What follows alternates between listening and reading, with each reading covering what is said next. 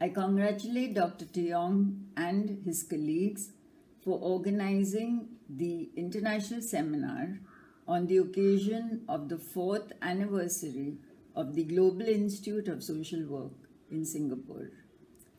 I am honored to be a member of the advisory committee and to participate in this program.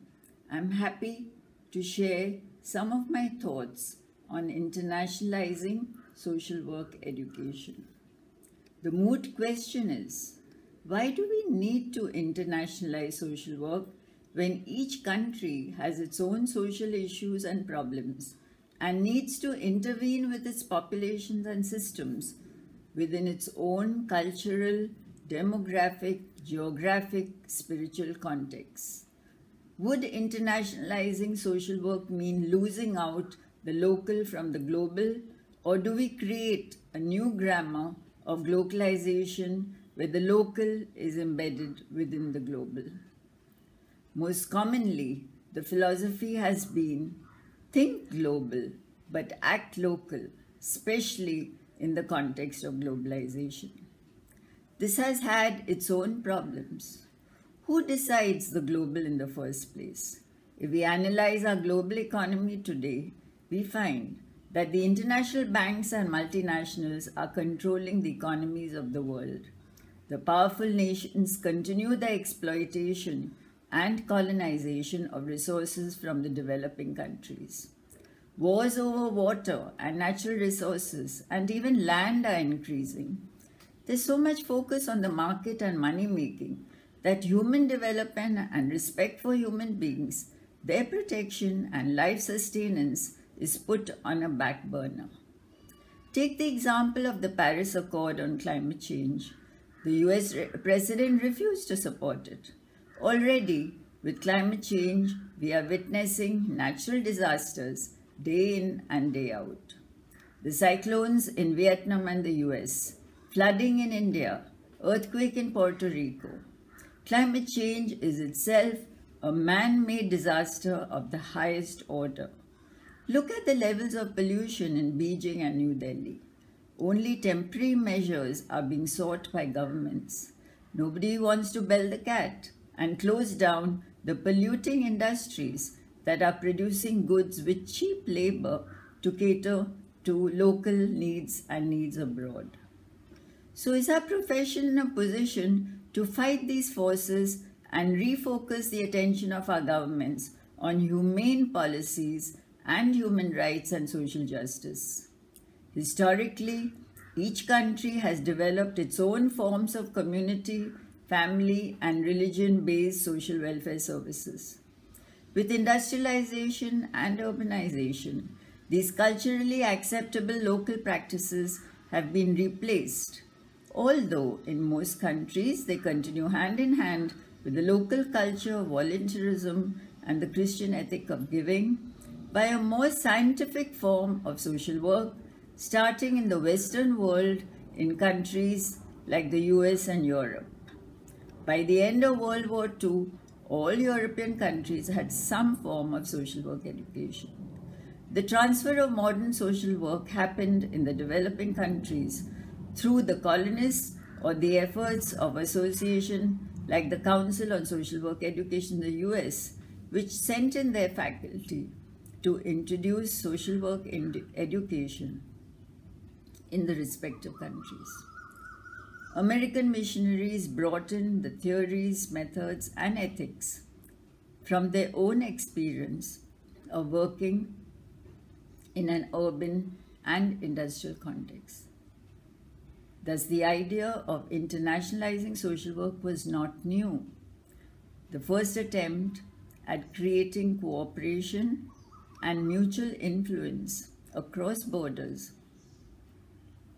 among social workers and educators was as early as in 1928 in Paris at the first International Social Work Conference that led to the formation thereafter of the 3 International Associations of Social Work.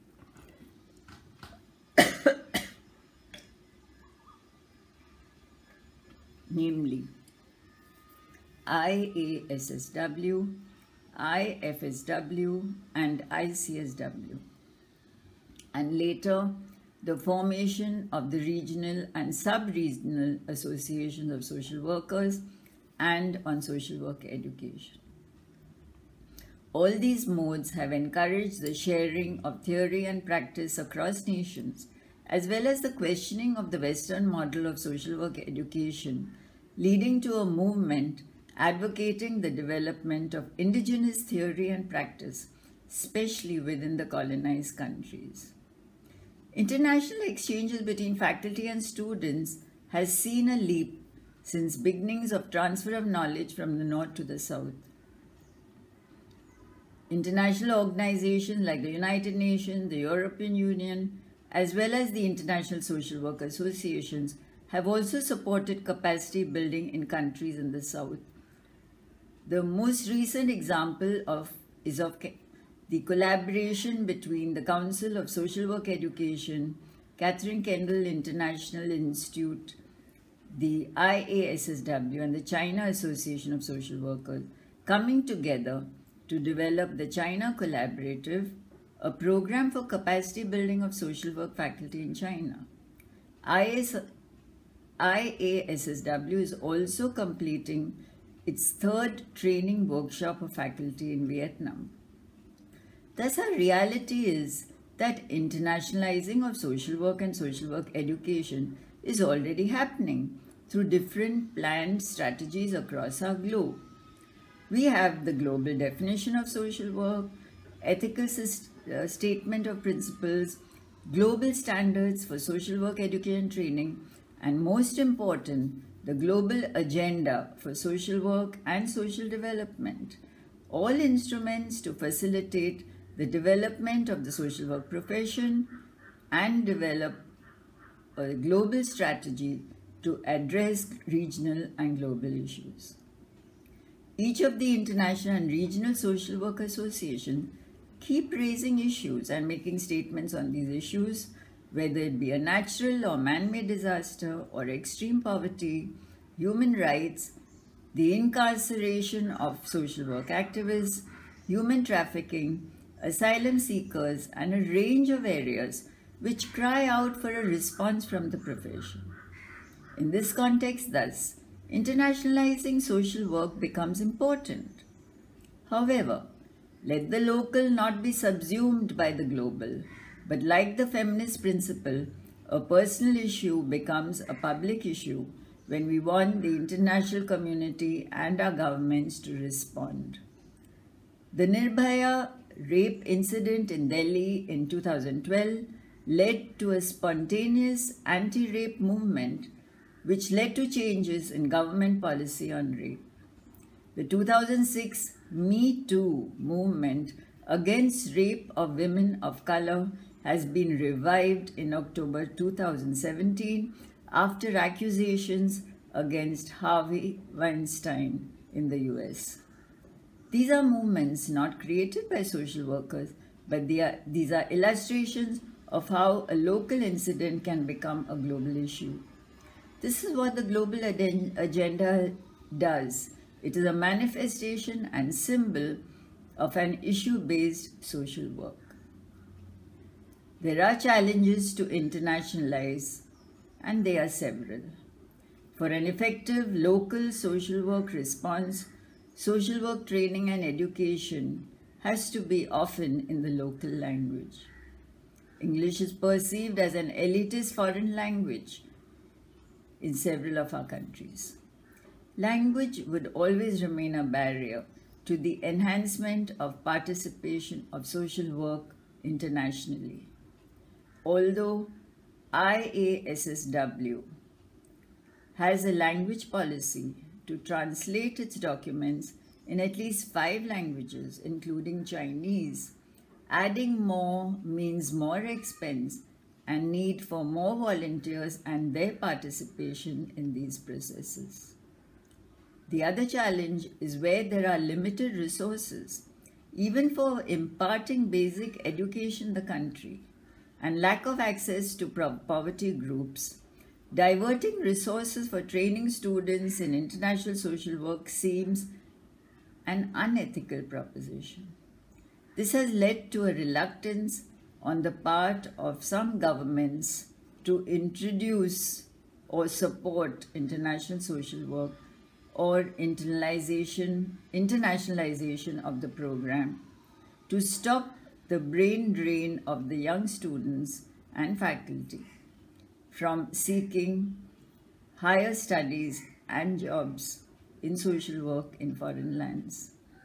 Although, with the opening of borders and increased travel and communication and the rising aspirations of youth, this cannot be stopped. The alternative is that university systems are creating twinning programs by sharing credits. A semester, for instance, at the Department of Social Work in the National University of Singapore is exchanged with a semester in an Indian School of Social Work. In most instances, students have to pay for their travel, while some of the schools in developed countries waive the tuition fees and also provide free accommodation. Thus again, the partnership is between the North and South, but very few such exchanges happen between South and South schools unless they receive good sponsorship from an international organization or a donor agency. To conclude, I would like to reiterate that while internationalizing social work education is becoming a reality with global pressures and international cooperation across associations, we in social work may find it most beneficial to transfer knowledge if we are grounded in our own local realities and we have tested out our knowledge, skills, practice, research and ethics at the grassroots in our own countries before crossing borders. However, there is definitely a need for social work trained workforce in international organizations like the United Nations, UNICEF, UNAIDS, UNESCO and others that are working on global, social, environmental, health, education, human rights and other social justice issues. The profession of social work has a seminal contribution to provide leadership in these organizations. I conclude again by wishing the seminar participants and organizers a very productive dialogue and a very successful event. Thank you once again for inviting me to make this presentation.